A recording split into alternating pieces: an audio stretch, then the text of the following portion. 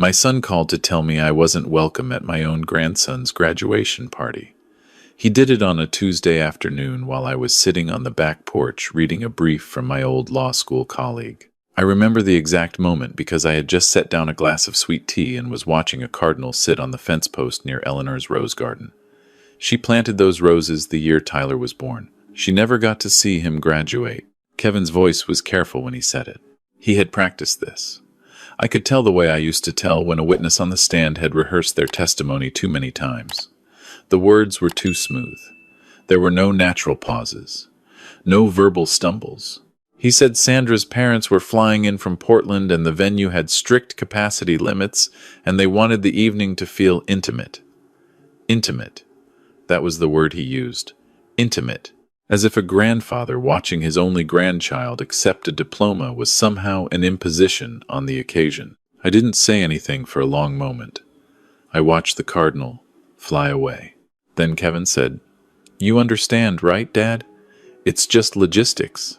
I told him I understood completely. I hung up the phone. I picked up my sweet tea and finished it slowly, watching the roses sway in the Georgia afternoon breeze. Then I walked inside, sat down at my desk, and started making a different kind of list. Before I tell you what happened next, I want to ask you something. If you believe that loyalty is earned and that generosity without respect is just exploitation with a smile, hit that like button and subscribe. Because what I'm about to share took me 68 years and one very expensive lesson to understand.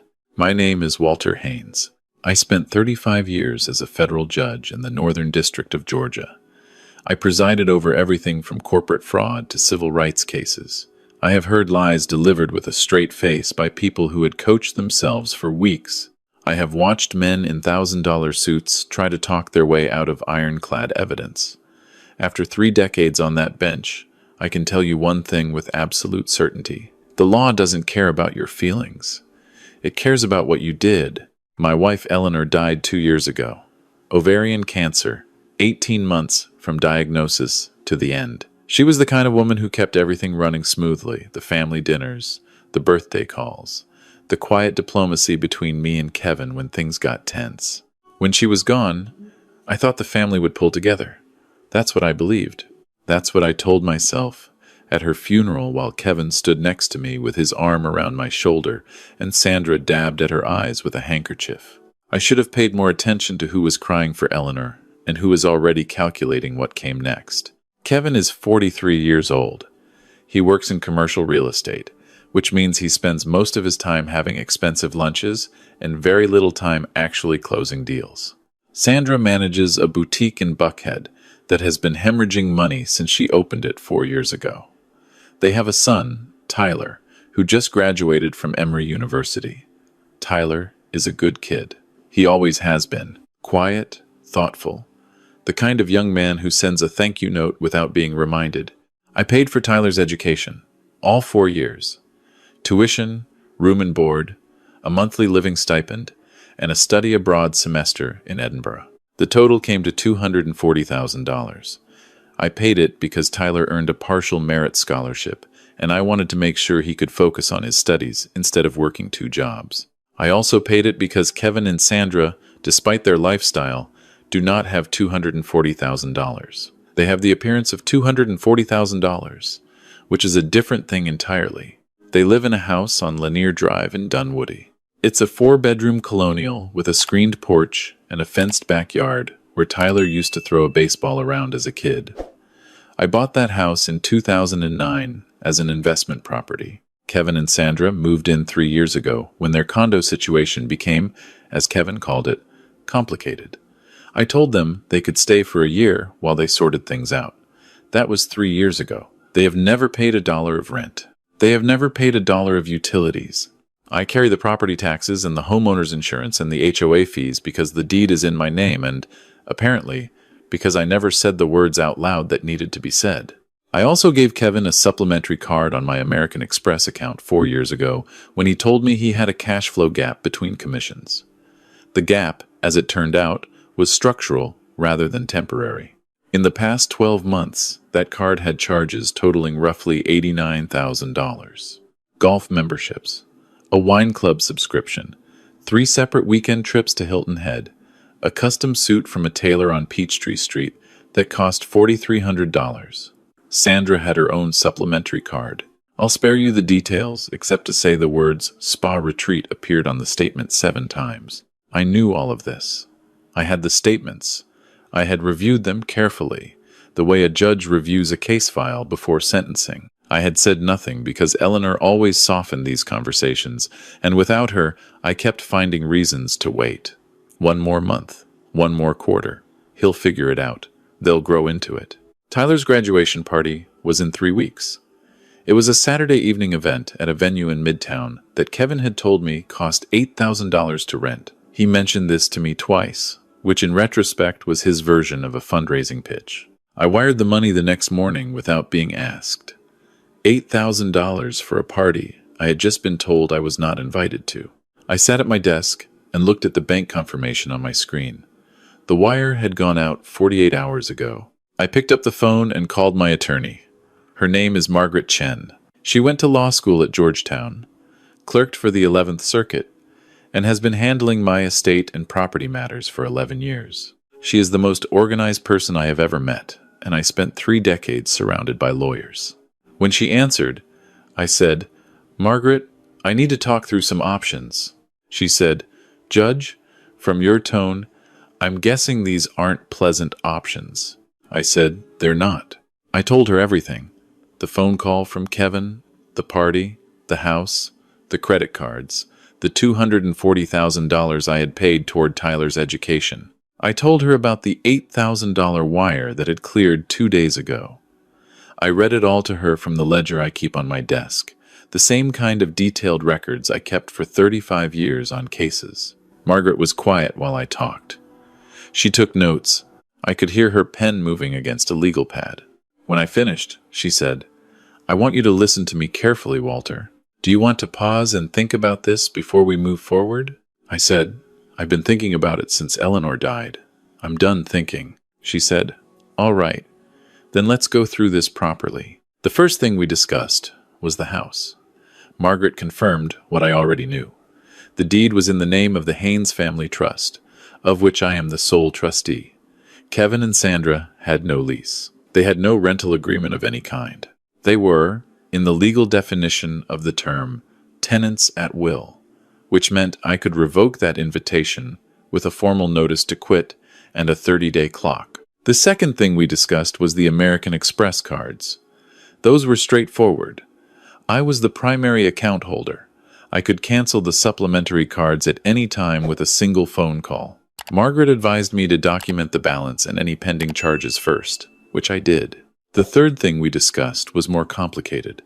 Margaret asked me whether I had ever formalized the financial support I had provided to Kevin and Sandra as loans or as gifts. I told her they were never formalized as anything. She said that was a problem in terms of recovering the money, but it was also useful for a different reason. Because if I had simply been providing generosity at will, I could stop that generosity at will. There was no contract obligating me to continue. She said she would have the eviction notice prepared by Friday. I thanked her and hung up. Then I called American Express. The representative was polite and efficient. I told her I wanted to cancel 3 supplementary cards on my account. She asked for the names. I gave them. Kevin Haynes, Sandra Haynes.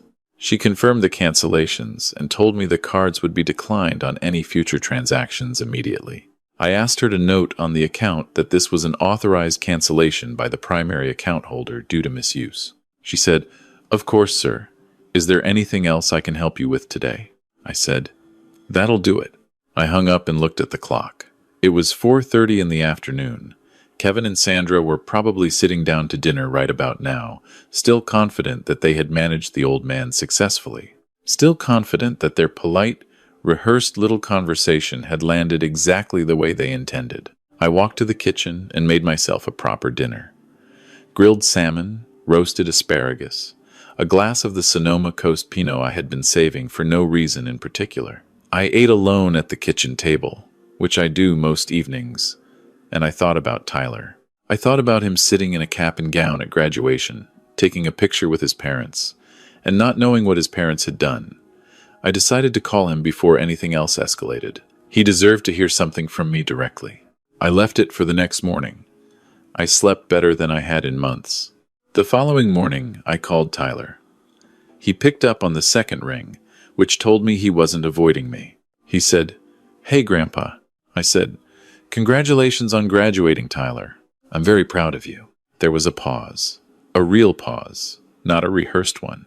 Then he said, "You know, don't you?" I said, "Your father called me." Another pause. Longer, this time. Then Tyler said, "Grandpa, I didn't know about this. I swear to you. My mom told me yesterday that there was a seating issue and that you were going to come to a separate dinner with us afterward. I thought that was strange, but I figured you'd agreed to it." His voice was tight. "I was going to call you today. I've been trying to figure out how to say." I told him to stop. I told him I believed him. I told him this was not his problem to fix and that I was proud of him for graduating and that would never change regardless of what happened in the next few weeks. He was quiet for a moment, and then I could tell from his breathing that he was trying not to cry, which is something Tyler has done since he was 7 years old when he didn't want anyone to know he was upset. I told him, "You're going to be fine. Focus on yourself right now." He said, "Grandpa, what are you going to do?" I said, "What I always do. Apply the law." He didn't fully understand that. He would understand it soon enough. The eviction notice arrived from Margaret's office by Friday afternoon, as promised. She had it served by a process server on Saturday morning at 9:15, while Kevin and Sandra were home.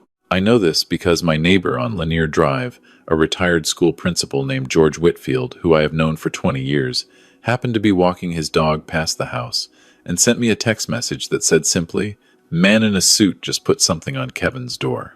Kevin looked like he ate something bad. I appreciated George's editorial commentary. I was at my own house when Kevin called 40 minutes later. I let it ring through to voicemail. Then Sandra called. I let that go too. Then Kevin called again, and this time I answered because I was ready. His voice was not practiced this time. It was raw, the way people get when the carefully constructed version of themselves falls apart unexpectedly. He said, Dad, what is this? There's a man who left papers. It says eviction. What is going on?" I said, "Good morning, Kevin." He said, "Don't do that. Don't be calm. There's an eviction notice on my door, our door. What are you thinking?" I told him I was thinking quite clearly. I told him the notice to quit gave them 30 days to vacate the property at Lanier Drive. I told him the cards had been canceled as of Wednesday.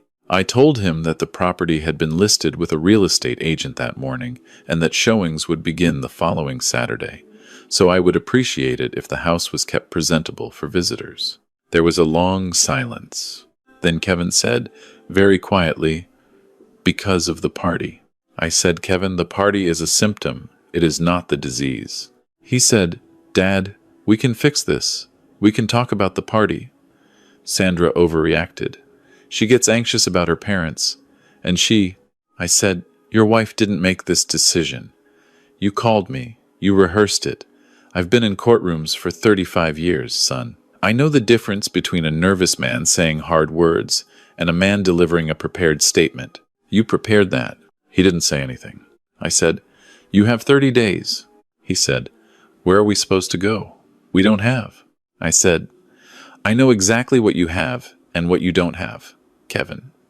You have a monthly income from your real estate work, which varies. You have a wife who runs a boutique. You have options. They're just not comfortable options. And they're not ones I'm going to provide for you anymore."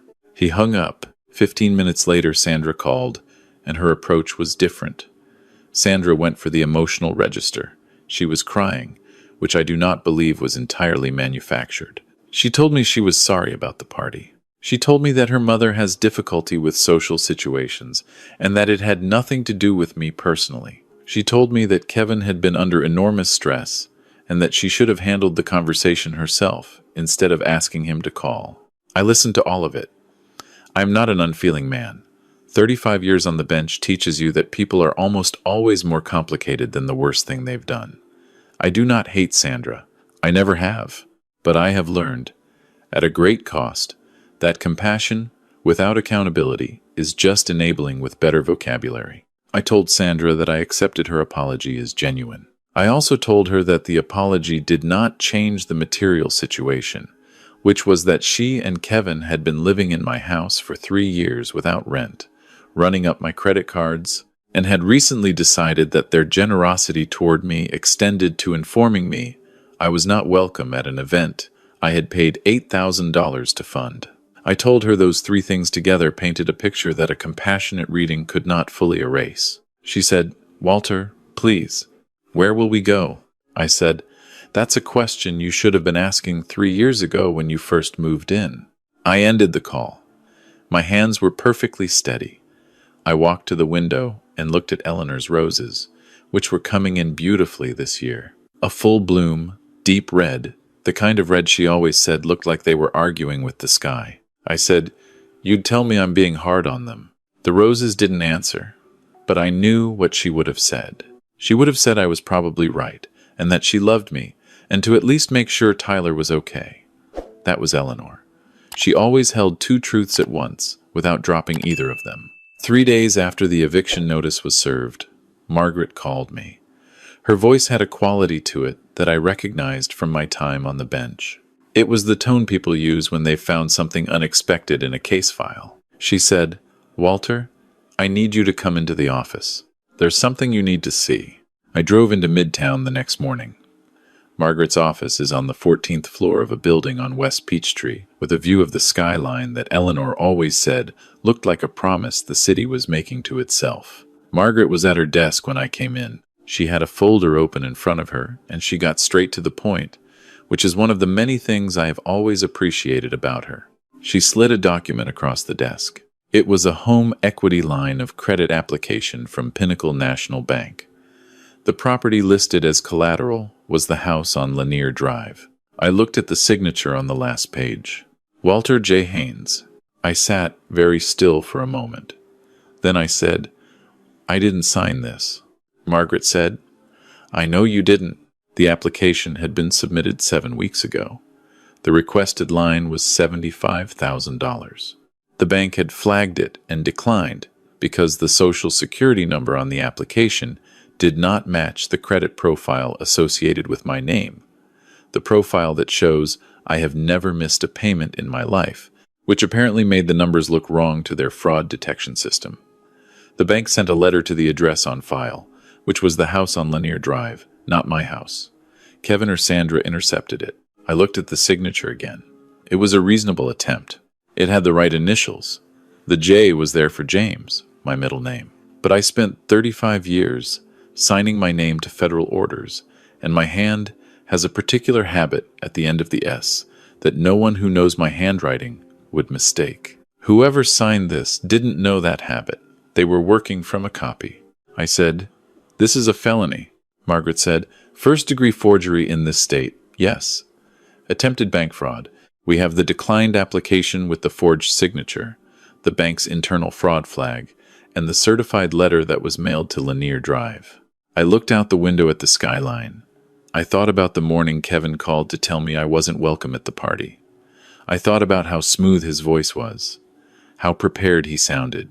I thought about the fact that he submitted this application 7 weeks ago, which was 3 weeks before he made that phone call. The timeline was not a coincidence. He had applied for the loan. It was declined. He was already in trouble. The phone call excluding me from the party had nothing to do with Sandra's parents or capacity limits. It was a stress response from a desperate man who was trying to regain control of a situation he had already badly misjudged. I said, "File the criminal complaint." Margaret looked at me carefully. She said, "Walter, he's your son." I said, "I know." She said, "Once we file, this goes to the DA's office. They'll make their own decisions about charges. Kevin could be looking at a felony conviction." I said, "I know what a felony conviction means, Margaret. I spent more than 3 decades deciding what to do with them." She said, "I have to ask you one more time. Are you certain?" I looked at the signature. My name in someone else's hand, on a document designed to steal from me in the middle of a night while I was sleeping in my house alone 2 years after I buried my wife, while I paid their rent and their groceries and their golf club fees without complaint. I said, "File it." The next 2 weeks were what I would call a controlled demolition. The house was shown to 4 prospective buyers. An offer came in on the 12th day. I accepted it. Kevin and Sandra received formal notification of the sale and a reminder that their 30 days would end before the closing date, which meant they would need to be out sooner. Kevin came to my house unannounced on a Thursday evening. I heard the car in the driveway, and I knew it was him from the particular way he hits the brakes too hard at the end. Eleanor used to joke about it. I was in the kitchen when he knocked. I let him in. He looked tired. He was wearing clothes that were a little too expensive for the expression on his face, which is something I had been noticing about him for years. The clothes said one thing, and the man inside them said something else entirely. He sat down at the kitchen table and I poured him a glass of water because that felt like the right thing to do. He said, "The bank called me." I didn't say anything. He said, "Dad, I need you to understand. I was going to pay it back." The line of credit was just a bridge. I had a deal closing in Alpharetta that was going to cover everything. It fell through. I didn't know what to do. I said, "You could have called me." He looked at the table. He said, "I couldn't." I said, "Why not?" He was quiet for a long time. Then he said, "Because you would have known I had nothing. You would have seen all of it." I said, "Kevin, I already knew all of it." He looked up. I said, "I've been watching the statements for 2 years. I know about the Hilton Head trips. I know about the tailor. I know that Sandra's boutique has been losing money since the second quarter. I am not a foolish man. I was a foolish father, which is a different thing," he said quietly. "Then why did you keep paying?" I said, "Because your mother would have wanted me to give you the chance to come to me yourself." I looked at him. "She's been gone 2 years, Kevin. You haven't taken it." He put his face in his hands. He sat like that for a while, and I let him because that kind of grief, even when it's a man sitting at his father's kitchen table at 43, deserves a moment to be what it is. When he looked up, his eyes were red. He said, "What happens now?" I said, "That depends on what you do next." He said, "The criminal complaint," I said, "is filed. I can't undo that without the DA's cooperation, and I'm not inclined to call in a favor to make a forgery disappear. But I can write a letter to the prosecutor's office that speaks to your character and your circumstances and asks them to consider the full picture." I paused. "Whether I write that letter depends entirely on what you choose to do next." He said, "What do you want me to do?" I said, "I want you to be honest with me for the first time in a very long while.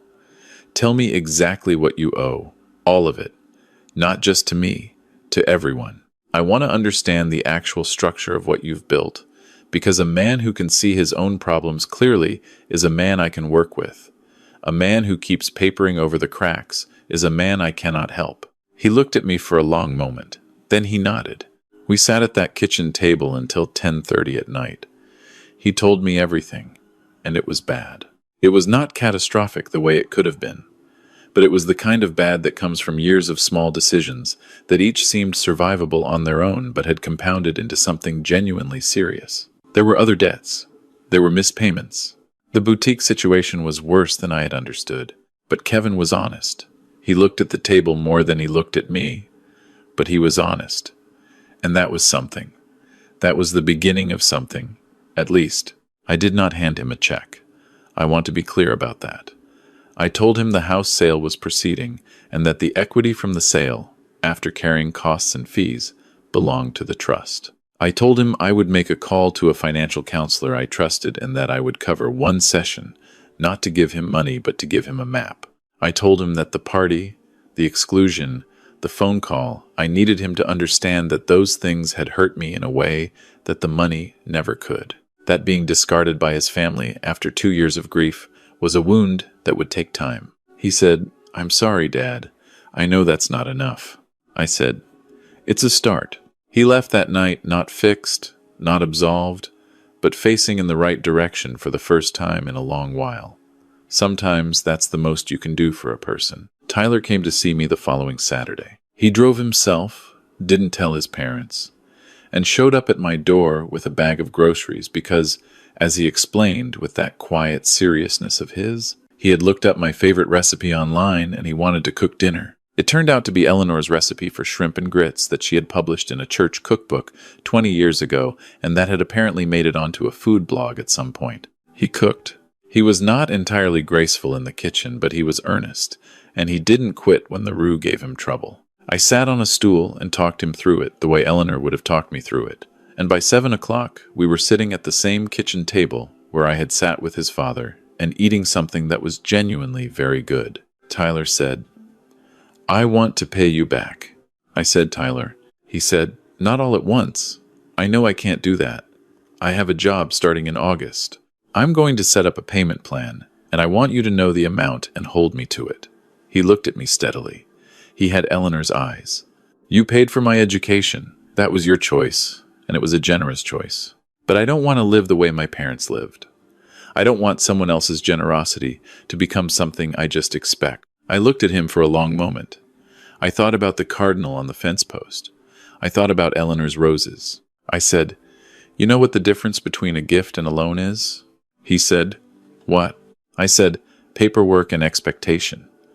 Your grandmother and I paid for your education because we believed in you, not because we expected repayment. But I'll tell you this, the fact that you came here and said what you just said is worth more to me than $240,000.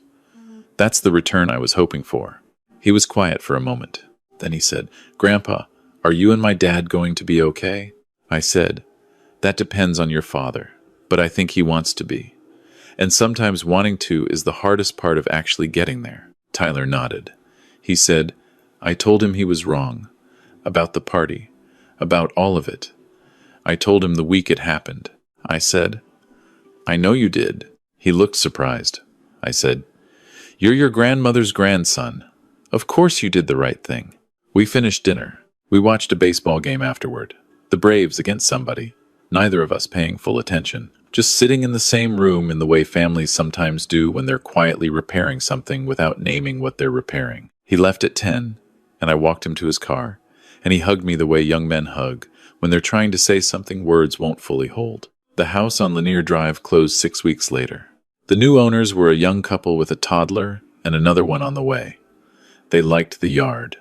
I liked the idea of that yard being used the way a yard is supposed to be used. Kevin and Sandra had moved into a 2-bedroom apartment in Chambly.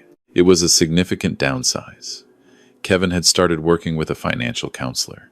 I did not pay for the counselor after the first session. I gave him the referral and the first meeting, which was what I had promised. The DA's office reviewed the criminal complaint. Margaret worked with them carefully.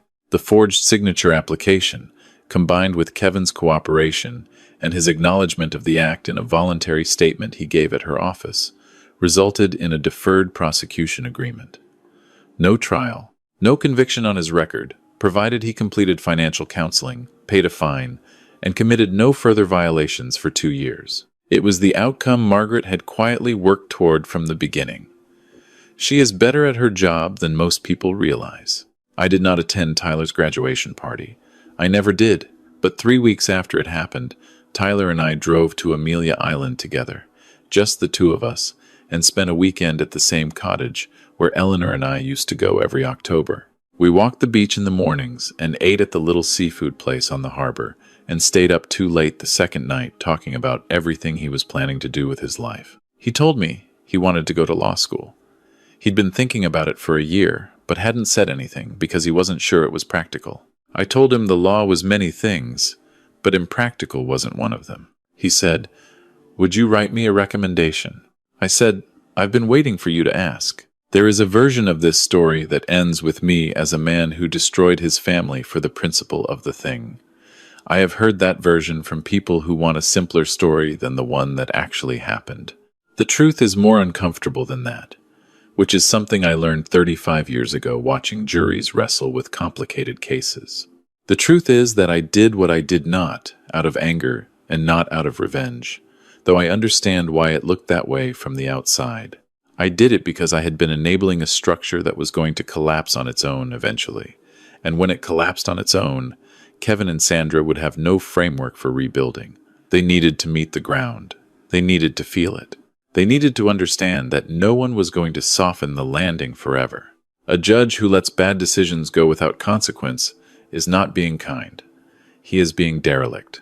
I am not Eleanor. I cannot hold two truths at once with the same grace she could. But I am learning. I call Kevin on Sunday mornings now. The calls are short and a little careful, the way conversations are when trust is still under reconstruction. We don't talk about the forgery. We don't talk about the party. We talk about Tyler, mostly, and about the Braves. And sometimes about things Kevin is working on that are smaller and more honest than the deals he used to describe when he was trying to impress me. Last Sunday, he told me that the apartment they're in has a community garden plot out back, and that Sandra has been growing tomatoes. He said it the way you say something small that has become unexpectedly important. I told him Eleanor would have loved that. He was quiet for a moment. Then he said, "Yeah, she would have." I walked out to the back porch after we hung up. The roses were in full bloom, deep red, arguing with the sky the way Eleanor always said they did. I stood there and watched them for a while, in the morning light. The cardinal was back on the fence post. Or maybe a different cardinal. I couldn't be sure. I poured what was left of my coffee into the grass below the roses, the way Eleanor used to do because she said they liked the nitrogen, which I have since been told is not actually true, but I do it anyway. Some things you keep because they're right. Some things you keep because they were hers. And some things you let go of because holding on to them any longer would have crushed both of you under the weight of what they were never designed to carry. I know the difference now. It took me 68 years and one very clear Tuesday afternoon to understand it. But I know it now.